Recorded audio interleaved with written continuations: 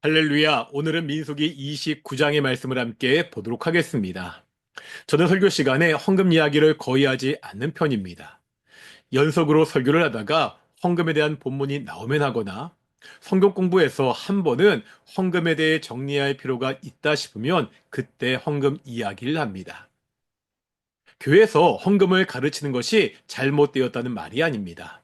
혹시라도 오해해서 부담감이나 거부감을 가질 수 있기 때문에 조심합니다. 오늘 본문도 앞에 있는 28장과 같이 이스라엘 백성들이 가나안에서 지켜야 되는 절기 때 드리는 제물에 대한 말씀입니다.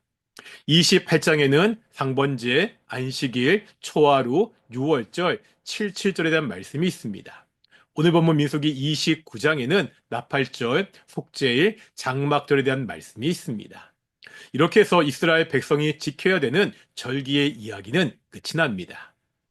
여기서 한번 생각해 봐야 할 것이 있습니다. 28장과 29장에 나오는 규례는 단순히 절기를 어떻게 지켜야 하는가에 대한 것이 아닙니다. 그 절기 때 하나님께 드려야 되는 제물에 대한 규례입니다. 예를 들어서 7월 첫째 날 나팔절을 보겠습니다. 2절에서 4절에 보면 나팔절에 드려야 되는 제물이 나와 있습니다. 수송아지 한 마리, 순양 한 마리, 1년 된 순양 7마리, 고운 가루, 순염소를 드려야 됩니다.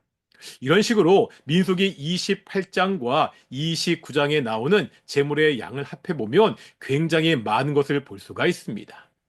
수송아지가 113마리고요. 어린 양이 1086마리, 고운가루 1톤 이상이고 1000병이 넘는 기름과 포도주입니다. 해마다 엄청난 제물을 하나님께 드렸습니다. 이것은 무엇을 의미하지요? 단순히 하나님께 제물을 많이 바쳐야 한다는 것을 의미하지 않습니다. 앞으로 거하게 되는 가나안 땅이 얼마나 풍족한 것인지를 우리에게 보여주고 있습니다. 이스라엘 백성은 애굽에서 430년 동안 노예 생활을 했습니다. 그 광야에서 40년을 지냈습니다. 고달프고 부족한 삶을 살았습니다. 이제 들어가 살게 되는 가나안 땅은 다르다는 거예요. 너무나도 풍족한 곳입니다. 어렵게 살다가 풍족하게 살 때 잊지 말아야 되는 것이 있습니다. 이 모든 것이 다 하나님의 은혜라는 사실입니다. 신명기 8장에 보면 이것을 강조해서 말씀하고 있습니다. 이제 가나안 땅에 들어가 아름다운 집을 짓고 거주하게 될 것입니다. 소와 양이 번성하여 은금이 많아지고 소유가 풍부하게 될 것입니다.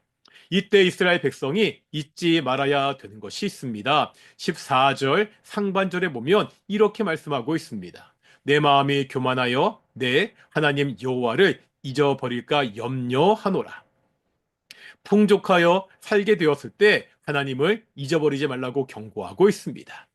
하나님은 이스라엘 백성을 애굽에서 구원하시고 광대한 광야에서도 신실하게 인도하셨습니다. 단단한 반석에서 물을 내셨고요. 만나를 광야에서 먹이셨습니다. 이 하나님이 이제 이 풍족한 가나안 땅까지 인도하셨습니다. 이 사실을 잊지 말라는 겁니다. 이스라엘 백성이 지키는 절기는 이 하나님의 은혜를 다시 한번 기억하고 감사하는 시간입니다. 이 감사의 마음을 담아서 하나님께 풍성한 제물을 드립니다. 우리가 드리는 헌금은 어쩔 수 없이 내야 되는 세금이 아닙니다. 복 받으려고 내는 복채도 아닙니다. 감사의 예물입니다. 우리가 헌금을 할 때마다 우리에게 은혜를 베푸신 하나님을 기억해야 됩니다. 그 하나님께 감사하는 마음으로 헌금을 해야 됩니다. 그렇게 예물을 드릴 때 그 예물을 하나님이 기뻐 받으십니다. 매일매일의 삶이 하나님의 은혜로 인해 항상 풍성하기를 소망합니다. 그렇게 내가 받은 은혜를 기억하며 항상 감사함으로 나아가는 귀한 성도들이 되시기를 소망합니다. 기도하시겠습니다. 사랑과 은혜가 풍성하신 아버지 하나님 감사드립니다. 우리를 구원하시고 하나님의 자녀 삼아 주시고 오늘도 지금도 신실하게 공급하시고 풍성하게 인도하심을 정말로 감사드립니다. 아버지 하나님, 우리가 매일같이 이 하나님의 풍성함을 경험하게 하시고 이 풍성함을 담아 항상 하나님께 감사하는 귀한 성도들이 될 수 있도록 인도해 주시옵소서. 감사드립니다. 이 모든 말씀 예수님의 이름으로 기도드렸습니다. 아멘. 마치겠습니다. 샬롬.